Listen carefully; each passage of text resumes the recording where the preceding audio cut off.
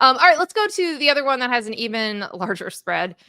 Texas favored by 13 points over Arizona State. So the Sun Devils, Big 12 champs, they get the first round bye. Texas, top at large team in the field. This is where we talk about that balance, right? Like Texas was the third best team in the field. So that's why they're, favored by so much. And everyone expects them to win this game.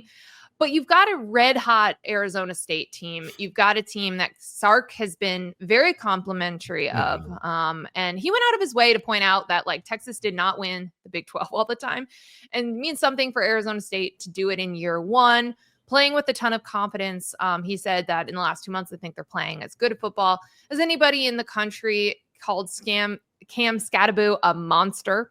So he knows. I mean, he knows where they're going to have to stop Arizona State to control the game and to do the things that they want to. And it's similar to what we were just talking about with Boise State. If you make sure that Cam Skattebo can't beat you, then you're putting it on Sam Leavitt. You're putting it on other players to try to do that, as well as a defense that I think is going to probably be pretty overwhelmed by what Texas wants to do, especially when they want to run the ball, which we saw they were able to do at will against Clemson. Now, the Longhorns then we talk about bye versus path. Longhorns got banged up. Multiple offensive line players, not out for the year, but definitely got banged up in their first round game. That's kind of my only question here, because I do think that Texas is going to be able to control the game at the line of scrimmage. Even if Cam Skattebo gets, a few long runs or is able to do his thing, I just don't think that Arizona State is going to be able to stop Texas or really slow them, especially like when we just saw Clemson struggle so much against the run. Yeah, it's an interesting thing because I tend to agree with that. And especially if Texas runs it the way that they did against Clemson, it becomes much more difficult to see the pathways for Arizona State. But I feel like Arizona State is a team that's played edgier football than Texas has all year long. Like, I look at the Texas offense, and I don't want to be this disparaging because I know they're really good and talented, but it almost feels like a paper tiger at times, where it's like, Sark is a phenomenal play designer, and they typically just have better players than the other team. But, like, I don't look at Quinn Ewers and be like, I think he's taking games over.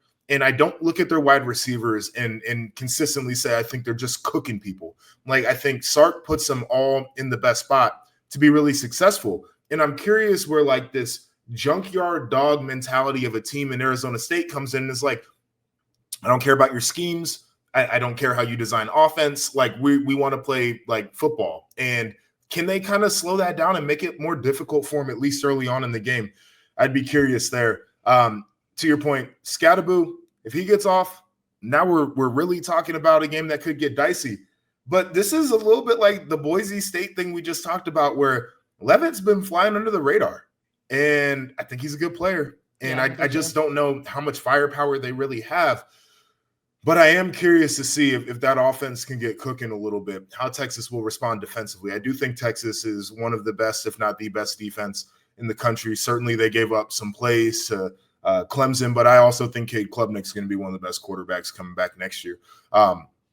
So all of that to say, I'm more interested in this game than the Fiesta, and I think it actually has a little bit of a chance to be closer than what the number says.